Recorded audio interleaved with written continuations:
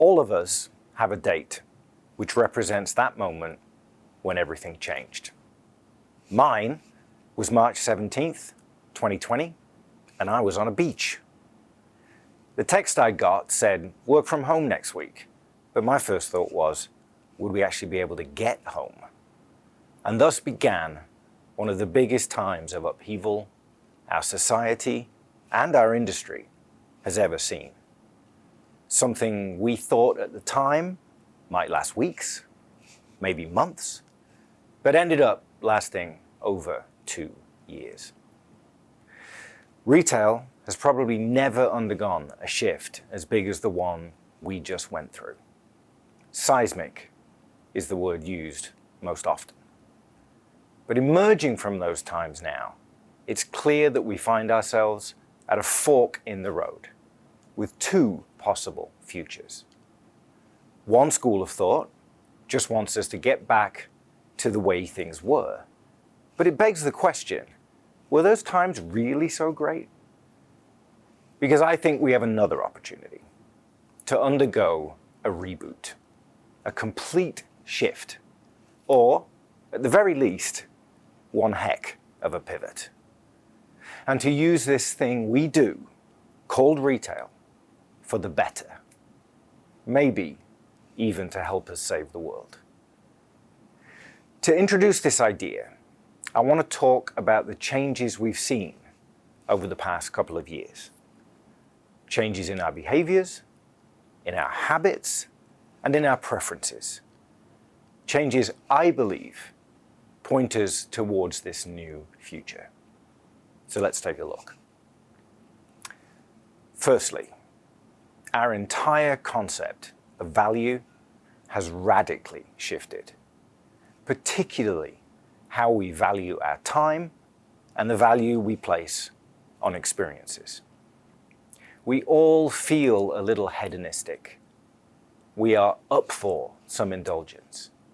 We want to spoil ourselves. We want to spoil others. We're more open to celebrating. We really want to smile. We want to meet our friends, and we want our loved ones along. Perhaps differently from before, we don't feel guilty about anything on this list, and everything on this list applies to retail. Connected to this, each of us is perhaps more self-aware than we have ever been. We've had gobs of time to reflect on what makes us happy, and we now have very little tolerance for the things that don't. And with this awareness comes a newfound expectation.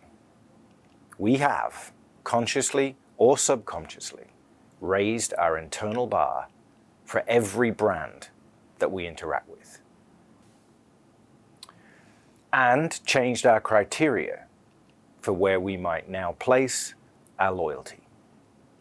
Brands, and particularly retail brands, need to acknowledge and understand that the things that matter to us now might not be the same as they once were, or at the very least, that their order of importance may have shifted.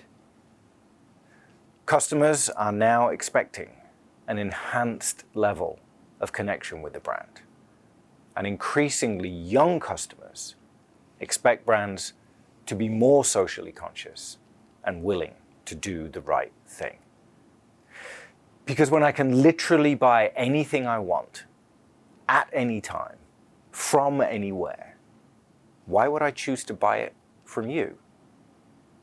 The answer to that question might be the most important business priority for any retailer today.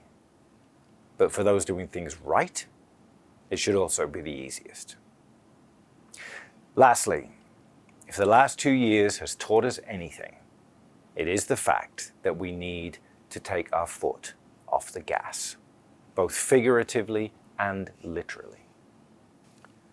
The relentless pace of our expansion is no longer healthy or sustainable. This doesn't mean that we can't grow. We are retail. Growth is what we do. But we have to grow in new and different ways because there is no other choice. We no longer have the seemingly endless resources we built this industry around. The past 2 years has shown us that the pandemic is far from our only crisis. But slowing down means other things too, because so many of us were already burned out, already running on empty. And new retail, whatever that is, needs to acknowledge that too. So, back to the time before things changed. Remember what things were like, hurtling into 2020? Bigger, better, faster, more. This was the drumbeat we were all marching to. You remember what that felt like? You remember how crazy that felt? And so, as we stand at that fork in the road and look to the future, ask yourself one simple question. What if there was another way? We'll see you next time.